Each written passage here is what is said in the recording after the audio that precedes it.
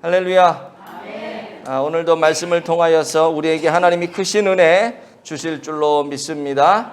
5월달은 가정의 달이라고 말씀을 드렸죠. 그래서 계속해서 가정에 관한 말씀을 지금 나누고 있는데요. 첫 번째 드렸던 말씀이 믿음의 명문가를 이루자, 믿음의 명문가를 세우자, 이런 말씀을 드렸어요. 그래서 여러분이 먼저 믿음의 조상이 돼야 된다. 명문가를 이루려면 명문가를 만들 수 있는 터를 닦아야 되고 기초를 닦아야 되는데 여러분들이 그런 사람이 되세요 라고 첫째 주에 말씀을 드렸습니다. 그리고 그 다음으로는 믿음의 명문가가 되기 위해서는 자녀들에게 여호와의 신앙, 여호와 하나님 신앙을 물려줘야 된다. 흘러가게 해야 된다. 이런 말씀을 드렸죠. 그래서 대를 잇는 신앙교육이 너무나도 중요하다. 그래서 여러분들에게 그 대를 잇는 신앙교육을 어떻게 할 것인가, 여러분들 스스로가 신앙의 기념비를 날마다 세우십시오. 이런 말씀을 드렸어요. 다 기억나시죠? 네, 오늘은 이제 세 번째 시간인데요. 부모가 자녀를 바라보는 믿음에 관하여 말씀을 드리려고 합니다. 부모가 자기 자녀를 바라볼 때 이 믿음이 있어야 돼요. 내 자녀에 대한 믿음이요. 특별히 하나님이 그 자녀를 향한 계획이 있음을 여러분 믿어야 돼요. 그리고 그 자녀에게 여러분들이 가진 그 믿음을 가지고 믿음의 말을 해줘야 돼요. 그리고 믿음의 본을 보여줘야 됩니다. 저는 여러분들이 그렇게 살아갈 때, 저를 비롯해서 우리 모두가 그렇게 살아갈 때 정말 우리가 하나님 앞에 훌륭한 믿음의 부모가 될 것이라고 생각합니다. 여러분, 이런 부모가 되기를 바라고요. 이런 믿음의 부모인 여러분들을 통해서 여러분의 자녀들이 믿음의 가게를 훌륭하고 멋지고 아름답게 세워나가게 되기를 간절히 축복을 드립니다. 제가 그냥 하는 말이 아니고요. 훌륭한 인물 뒤에는 훌륭한 부모님들이 다 계셨어요. 그 부모가, 그런 훌륭한 부모 없이 훌륭한 인물이 나오질 않아요. 성경에도 보면 사무엘 뒤에는 기도하는 한나라고 하는 기도의 어머니가 있었고요. 세례 요한 뒤에는 경건한 아버지 사가랴와 성령 충만한 엘리사벳이라고 하는 어머니가 계셨어요.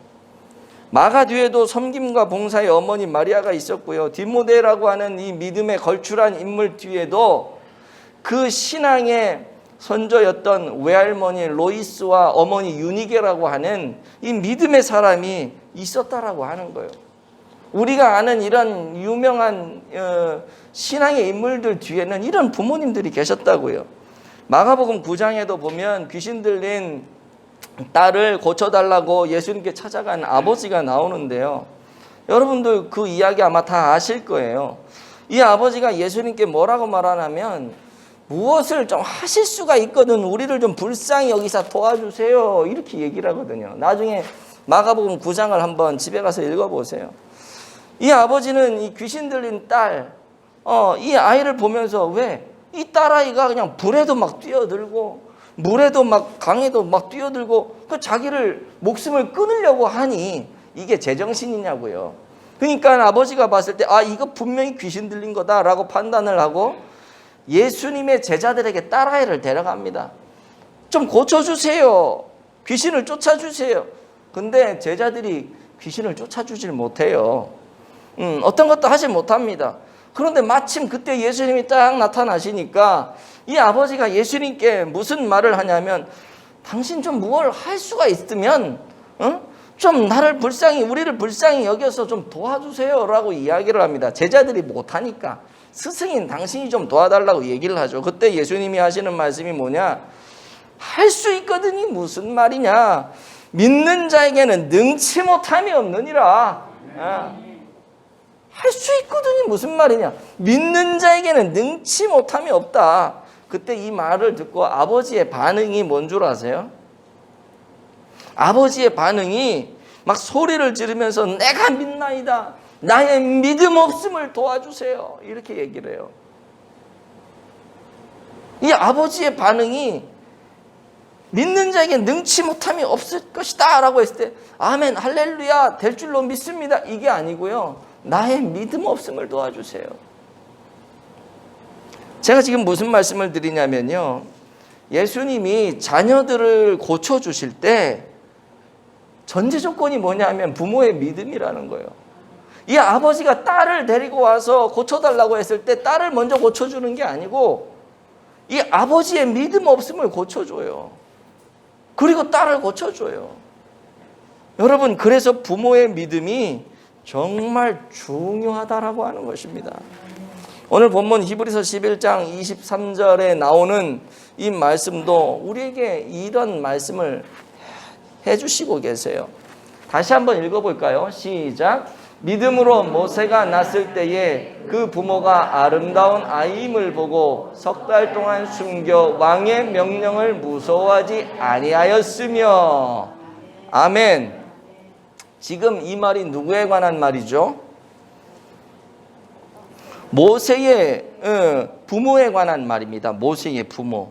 오늘 본문에는 그 이름이 기록되어져 있지 않지만 출애굽기를 읽다 보면 6장 정도에 이 모세의 가족 이야기가 나오는데요. 모세의 아버지의 이름이 아므람이고 어머니는 요게벳이라고 하는 사람이라고 기록이 되어져 있어요.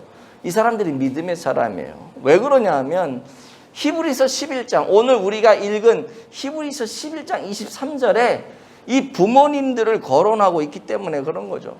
히브리서 11장은 믿음의 장이잖아요.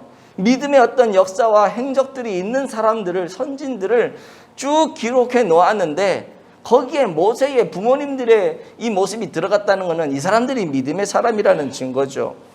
모세가 태어났던 시대는요, 아주 역사적으로 이스라엘 민족이 고통받던 시대였습니다. 애굽 바로 왕의 학정에 시달리고 고생하던 그런 시대였는데요. 이스라엘이 이 민족이 아주 중다해지고 이게 번성해서 막 커지니까 강성해지니까 애굽의 바로 왕이 명령을 내리잖아요. 야, 저 이스라엘 가만뒀다가는 큰일 나겠다. 우리 애굽을 다 집어먹겠다. 저 아이들 이스라엘 민족 중에 사내 아이가 태어나면 다 죽여라. 이렇게 명령을 내립니다. 그런데 산파들에게 그렇게 명령을 내리는데 산파들이 이제 무서워서 하나님을 두려워서 그렇게 안 했거든요. 그러니까 막 2살 밑에 아이들을 다 죽이는 아주 피비린내 나는 그런 일들을 행했던 사람이 바로 왕이잖아요. 그런 어려운 시기에 태어난 사람이 모세예요. 모세는 태어나자마자 죽어야 했던 그런 사람이었습니다. 그런데 그가 죽지 않고 민족의 지도자로 세워지고 하나님의 일에 아주 멋지고 대단하게 쓰임받을 수 있는 사람이 되었던 이유는 뭐냐? 부모의 믿음 때문에 그렇다는 거예요. 지금 그걸 얘기해 주고 있습니다. 도대체 그럼 아므람과 요게벳의 믿음은 어떤 믿음이었을까? 자녀를 향한 이들 부모의 믿음은 어떤 믿음이었을까? 자, 한번 넘겨주시죠. 첫 번째 한번 읽어보도록 합니다. 시작. 자녀를 향한 하나님의 계획을 볼 수 있는 믿음입니다. 아멘. 다시 11장 23절 한번 읽어볼게요. 한 장 더, 시작. 믿음으로 모세가 났을 때에 그 부모가 아름다운 아이임을 보고 석 달 동안 숨겨 왕의 명령을 무서워하지 아니하였으며. 아멘. 여기 보시면은요, 지금 모세가 출생했을 때 아름다운 아이인 것을 보았다 말씀을 하죠. 여기서 아름답다라고 하는 말이 무슨 의미일까요? 우리 조영철 집사님처럼 또 황윤철 집사님처럼 멋지고 잘생기고 청년 같고 그런 사람을 얘기할까? 아니에요. 아니에요. 잘생기고 미담이고 뭐 장군감 같다, 뭐 그런 말일 수도 있겠지만 여기에서 말하는 아름답다, 오늘 강점래 집사님이 아주 예쁘게 하고 오셨는데 그런 아름다움이 수도 있지만 아니에요. 왜냐하면 여기에서 말하는 아름다움은 뭐냐 하면 하나님이 천지 창조를 다 하시고 천지를 지으시고 하나님 보시기에 어떻다 그랬어요? 좋았더라. 심히 좋았더라. 이게 뭐냐면 하나님 보실 때 아름다운 거예요. 그때의 그 좋았더라와 오늘 본문에 나와 있는 이 아름답다라고 하는 말이 같은 말이라고 하는 거죠. 무슨 말이냐 하니까 이 아이가 아름다운 아이라고 하는 것을 본 이것은 단지 외형적으로 예쁘고 아름답고 뭐 이런 것이 아니라 하나님의 시각으로 봤을 때 그 아이가 하나님의 마음에 드는 아이, 하나님이 봤을 때 참 좋다, 내 마음이 흡족하다 할 만한 그런 마음, 그런 아이였다라고 하는 것이죠. 그러니까 하나님께서 이 부모들에게 그것을 볼 수 있는 영안을 열어주신 거예요. 영안을. 모세를 볼 때 장차 이 아이는 하나님이 정말로 아름답게 보셔서 좋게 보셔서 귀하게 쓰일 것이다 라고 하는 것들을 본 거죠. 아마 이 부모님들은요, 창세기에 나와 있는 여러 그 기사들을 다 알고 있었을 거예요. 믿음이 좋은 사람들이니까요. 창세기 15장에 보면 하나님께서 아브라함에게 하시는 말씀이 나오는데 무슨 말을 하냐면 내 자손이 이방에 객이 되어서 그들을 섬기겠고 또 그들은 400년 동안 내 자손을 괴롭힐 것이다.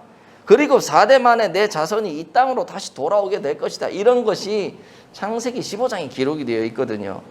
근데 믿음이 좋은 이 사람들은 이 모세오경에 나온 창세기에 나온 이 말들을 다 배웠을 거예요. 기억을 할 겁니다. 그러면서 이런 생각을 했겠죠. 아, 지금 그때의 때를 보니까 400년 동안 고생할 것이고 4대가 돼서 돌아올 것이고 때를 보니까 지금 그럴 때거든요. 근데 하나님이 누군가를 통해서 일하실 것 같은데 이 녀석을 통해서 하나님 일하시겠구나. 이 영안을 열어서 그 아이를 보게 된 거예요. 그래서 그 아이에게 하나님이 이 아이를 통해서 이 멋진 일, 우리를 가나안 땅으로 인도해 낼 굉장한 지도자로 이 아이를 세우시겠구나. 이런 확신이 든 것이죠. 그래서 생명을 걸고 왕의 명령을 어기면서까지 모세를 숨겨줬던 거예요. 그걸 봤기 때문에. 그렇습니다, 여러분. 우리 부모가 자녀를 바라보는 눈이 이래야 돼요. 이래야 돼요. 자녀를 볼 때 그 아이를 향한 하나님의 뜻과 계획을 볼 수 있는, 믿음이 있는 그런 부모가 돼야 된다는 거죠. 여러분의 자녀들을 하나님의 시각으로 볼 수 있는 눈이 열려야 돼요. 그렇게 되어지기를 소원합니다.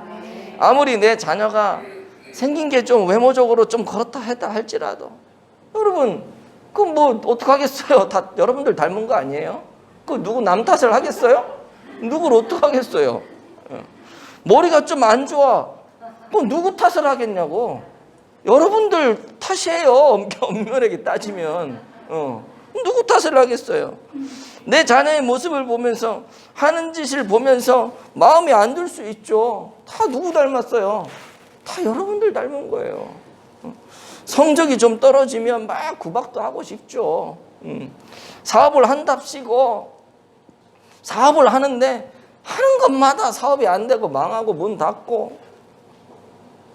여러분 그런 자녀들 있잖아요. 결혼해라 그래도 안 하고 그냥 뻗팅기고 있는 자녀도 있고, 취업을 해라 나도 취업을 하고 싶지만 안 되는 걸 어떡할 거야 그 자녀 입장에서는. 그런 자녀들, 그래서 그런 자녀들을 보면 속상하잖아요, 여러분들. 그러나 그것만 보지 말고 그 자녀들 안에 있는 하나님의 계획을 볼 수 있어야 돼요.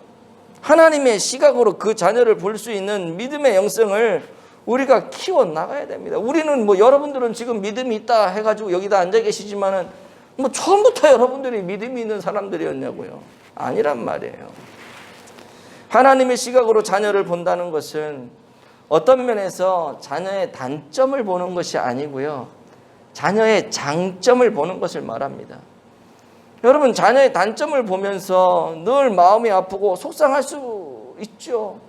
단점만 보면 막 가슴이 터지고 미어지고 속상하고 눈물이 나고, 내가 저런 녀석을 위해서 내가 지금 이 일을 하고 있나, 가슴이 막 메어지고 무너지고 그럴 수 있어요. 자녀 입장에서도 근데 마찬가지인 거 아세요? 그래가지고 자녀가 맨날 부모님들에게 이런 빈잔 듣고 저런 빈잔 듣고 이런 꾸지람 듣고, 그렇게 해서 그 자녀는 정말 못하는 것만 있을까요? 잘하는 것도 많은데 부모 입장에서 볼 때는 못하는 것만 보이는 거야. 그러니까 그것만 가지고 잘하는 건 칭찬 안 해주고 그것만 가지고 계속 닥달을 하니까 이 아이 입장에서 어떻게 돼요? 나는 진짜 잘하는 게 하나도 없고 맨날 우리 엄마 아빠 얘기 들어보니까 나는 못하는 것만 있고 나는 맨날 말썽만 피우고 나는 문제 안 해. 나 같은 게 이 세상에 살면 뭐 하겠어? 여러분 이런 생각이 들게 되는 거죠. 그럼 그 자녀의 마음에는 병이 생기는 거예요. 여러분들만 속이 터지는 속병이 생기는 게 아니라 여러분 자녀들도 똑같은 그런 생각을 하게 되는 거죠. 때문에 자녀가 한 가지라도 잘하는 것이 있을 때 부모는 그 잘하는 걸 가지고 칭찬을 해줘요. 격려를 해줘야 돼요. 그럴 때 이 아이가 그거 가지고 내가 잘하고 있구나. 내가 조금 더 하면 더 잘하겠구나. 뭐가 있어야지 뭐 할 마음이 있지. 맨날 야단만 맞고 맨날 꾸지람만 많은데 뭘 하고 싶겠냐고. 여러분 하나님의 시각을 가지고 자녀들을 볼 수 있기를 축복합니다. 그럴 때 그 아이가 건강한 정신을 가지고 건강한 마음을 가지고 이 사회에서도 자기 책임을 다하는 그런 하나님의 사람으로 세워지게 되는 것입니다. 때문에 보다 적극적으로 자녀의 장점을 극대화할 수 있는 그런 눈을 달라고 여러분 기도하시기를 바랍니다. 그리고 그 자녀를 위해서 계속적으로 기도해 주세요. 그때 그들에게 무궁무진한 잠재력이 발견될 것이고 하나님은 그들을 아름다운 아이로 아름다운 인생으로 만들어 가실 줄로 믿습니다.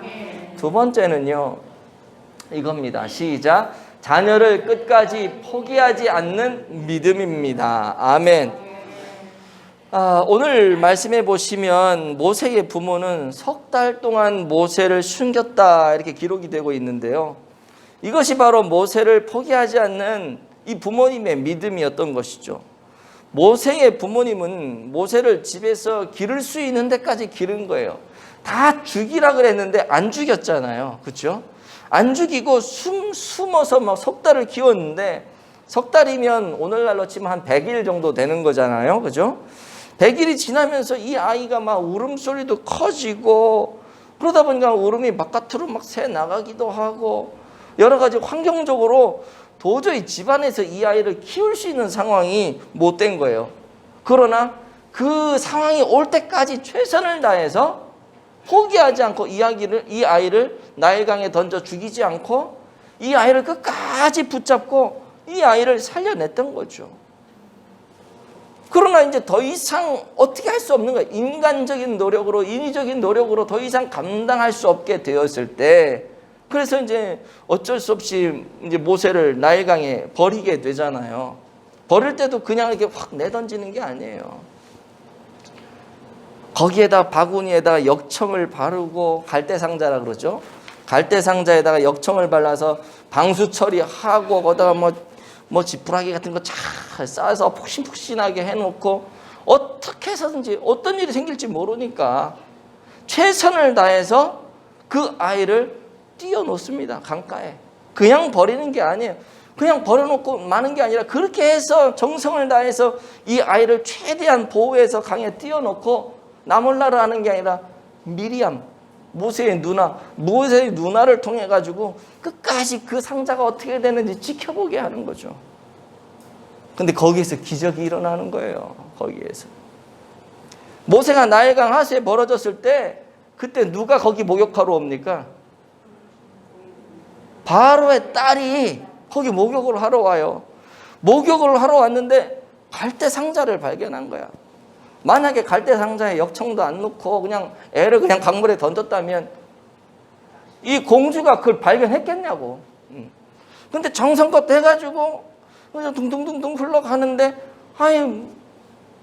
그 공주가 그걸 보게 된 거죠. 목욕하러 온 그 공주가.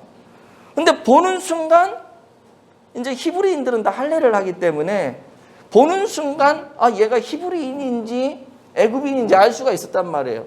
딱 보는 순간 애가 우는데 보니까 히브리 민족이야. 그러면 어떻게? 그냥 죽일 수도 있는데 그 아이를 히브리 민족인 그 아이를 보면서도 이 공주의 마음에 너무 예쁘다는 마음이 드는 거지. 얘 내가 좀 키웠으면 좋겠다. 이 마음이 드는 거예요. 있을 수 없는 그런 일들이 막 일어나고 있는 거죠. 그래서 이 아이를 키워야겠다라고 생각되어질 때 미리암이 그걸 쫙 보고 있다가 쫄래쫄래 와가지고 공주한테 뭐라 그러잖아요. 뭐라 그래요? 이 아이 유모 좀 구해줄까요? 이렇게 물어보잖아요. 성경 읽어보세요. 다 나와요. 유모 좀 구해줄까요? 그랬더니 흔쾌히 그래라 그러는 거예요. 이게 말이 되냐고.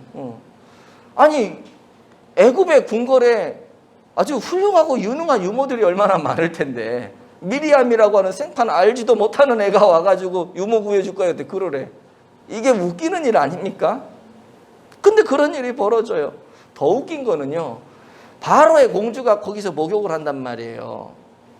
그러면 바로의 공주 혼자 거기 있었겠냐고. 바로의 공주를 지키는 군병들 쫙 깔렸고 하녀들 쫙 깔려 있을 것이고, 근데 어떻게 미리암이 거기에 있었는지 그것도 이해가 안 될 노릇이거든요. 사실은 따지고 보면은요, 이해가 안 되는 게 너무나도 많아요. 그런데 그런 상황에서 모세가 죽지 않고 바로 왕의 아들로 왕자로 살아날 수 있다는 거 대단한 거. 바로 이게 뭐냐면 하나님의 개입이에요. 끝까지 그 부모가 자녀를 포기하지 않으니까 자기가 할 수 있는 데까지 열심히 노력을 하다가 도저히 안 돼서 어쩔 수 없이 나라의 명령대로 이 아이를 강에 띄어서 죽일 수밖에 없는 상황이 발생했는데, 그럼에도 불구하고 어떻게 해서든지 최대한 보호하려고 애를 쓰다 보니까 하나님이 어떻게 해요? 도우셔가지고 말도 되지 않는 상황들을 막 만드셔가지고 지금 여기까지 온 거예요. 결국 모세는 이 궁궐에서요, 자기 친어머니 젖을 먹으면서 크게 된 거죠. 이런 놀라운 일이 어디 있어요? 여러분, 그렇습니다. 이 믿음의 부모는 어떤 어려움이 와도, 한계 상황이 와도 절대 자녀를 포기하면 안 됩니다. 낙담해서도 안 됩니다. 사실 자녀를 키우다 보면 얼마나 어려움이 있고 이해되지 않는 상황들이 많이 발생하겠어요. 경제적으로도 힘들 수 있고요. 교육 환경 때문에 고통을 당하기도 하고요. 그 자녀하고 의견 충돌이 안 맞아가지고 소리치고 싸우고 얼굴 붉히고 인상 쓰고. 여러분, 그럴 때가 얼마나 많냐고요. 그 고통 얼마나 심해요. 그래서 때로는 그러죠. 에라 모르겠다. 이제 지 인생 지가 살아라 그래. 나도 이제 더 이상 못하겠다. 이렇게 포기하고 싶을 때가 올 때도 있어요. 그런 마음이 들 때가 있잖아요. 그러나 절대로 포기하지 말아야 됩니다. 이 자녀가 아무리 잘못이 있고 세상적으로 학업이 뒤떨어지고 매번 사업에 실패하고 하는 것마다 안 되니까 희망도 안 보여지고, 그래도 여러분 그 자녀에 대해서 포기하면 안 되는 것입니다. 그리고 할 수 있는 데까지 끝까지 최선을 다하셔야 됩니다. 놀라운 기적의 역사가 그 자녀에게 임할 줄로 믿습니다. 그리고 절대로 이 아이들에게 상처 주는 말을 해서는 안 돼요. 제가 설교를 준비하면서 집사람한테 그랬어요. 오늘 설교는 내가 참 부담이 돼서 설교하기가 너무 힘들어. 내가 설교를 잘 할 수 있을지 모르겠어. 그런 얘기를 했는데요. 부모의 믿음에 관해 설교를 하면서 내가 이런 믿음이 없는 부모인 것 같아서 내가 너무 설교하기가 힘들어. 그럼에도 불구하고요, 오늘 설교는 저에게 하는 설교라고 생각하고 제가 설교를 지금 합니다. 여러분, 자녀들에게 상처 주는 말 하면 안 돼요. 부모가 자녀를 믿어주지 못하면 누가 믿어주겠어요? 누가? 아무리 연약해도 아무리 부족해도 격려하고 용기를 북돋아 줘야 됩니다. 예수님도 제자 훈련을 할 때 그렇게 하셨어요. 요한복음 1장 42절인가에 보면은 이제 그 예수님이 베드로에게 뭐라고 말씀하시냐면 이렇게 얘기를 해요. 장차 개바가 되리라. 개바라고 하는 것이 반석이라고 하는 거죠. 장차 개바가 되리라. 그러니까 너 지금은 반석 같은 존재가 아니고 지금은 기초가 든든하고 흔들리지 않고 견고하고 믿음직한 그런 존재가 아니지만 너 장차는 그렇게 될 거야. 예수님이 베드로를 그렇게 교육을 하셨어요. 지금은 내 눈에 안 차. 지금은 예수님 눈에 안 차. 예수님 마음에 늘 근심을 주고 걱정을 주고 아유 저게 나중에 뭐가 될까 이런 생각이 되지만 그럼에도 불구하고 예수님이 제자 베드로에게 했던 말이 뭐냐? 장차 개바가 될 거야. 너 장차 개바가 될 거야. 개바가 될 거야. 그래서 진짜 개바가 됐잖아요. 진짜 믿음직한 사람이 됐잖아요. 예수님의 수제자가 됐잖아요. 예수님은 십자가에 똑바로 달려 돌아가셨으니까 나는 거꾸로 매달려 죽겠다. 대단한 사람이죠. 그런 사람이 됐잖아요. 옛날에는요, 이 베드로를 비롯한 제자들 아까도 말씀드렸지만 병자가 찾아도 고쳐달라 그래도요 고치지도 못했어요. 제자다운 삶을 살지 못했어요. 예수님 눈에 볼 때 제자들은 너무나도 연약하고 어린 그런 아이들이었어요. 그럼에도 불구하고 예수님은 그런 제자에게 용기를 줍니다. 장차 개바가 되리라. 여러분 자녀들에게 그런 믿음을 심어주세요. 장차 개바가 되리라. 이것이 예수님의 수제자가 될 수 있었던 비결 중에 아주 큰 요인이라고 하는 거죠. 간절히 바라기는 지금은 아무것도 아닌 것처럼 보이고 지금은 별 볼 일 없는 인생처럼 보여도 그 자녀를 축복하면서 정말로 그 자녀에 대한 여러분 믿음을 가지고 포기하지 않고 최선을 다할 때 하나님이 그 자녀를 그렇게 만들어 가실 줄로 믿습니다. 세 번째는요 이런 거예요. 시작. 상황을 두려워하지 않고 자녀를 하나님께 맡겨버리는 믿음입니다. 아멘. 오늘 본문에 왕의 명령을 무서워하지 아니했다라는 말이 있는데요. 이것은 상황을 두려워하지 않았다라고 하는 거죠. 상황을. 사실 바로의 궁에서 공주의 아들로 모세를 키운다라고 하는 거 이거 대단한 행동이잖아요. 모세의 어머니가 바로의 궁에 들어가서 유모로 들어가서 자기 젖을 먹이면서 모세를 키우는 거 이거 야 걸렸다가는 뭐 그 자리에서 다 끝나는 거예요. 근데 그런 거 두려워하지 않았다는 거죠. 그런 거. 어찌 보면 부모 입장에서 그렇게 해서 내 새끼 죽이느니 이렇게 해서 최선을 다해보자. 그래서 걸리면 걔도 죽고 나도 죽고 얘가 없는 이 세상 내가 살아서 뭐 하겠나. 뭐 이런 마음을 가지고 아마 들어간 것 같은데 어쨌든 간에 이거는 뭐 영화 중에 적과의 동침이라는 게 있잖아요. 그 적진에서 지금 같이 사는 거예요. 어떤 면에서는. 이게 참 쉽지 않은 건데 그걸 전혀 두려워하지 않았다는 거죠. 그 상황을 두려워하지 않았다라고 하는 거예요. 그러면서 거기에서 뭐예요?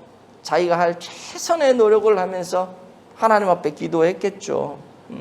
그리고 모세에게 계속 가르쳤을 거예요. 얘야, 너는 이스라엘 사람이야. 내가 너 유모로 들어왔는데 사실은 내가 네 진짜 친엄마야. 내가 너를 이렇게 너하고 이렇게 만나서 얘기하는 게 내가 참 마음이 아프지만 너 조상은 너는 애굽 사람이 아니야. 너는 이스라엘 사람이야. 우리 민족은 하나님을 섬기는 민족인데 여차저차 해가지고 지금 상황이 이렇게 됐어.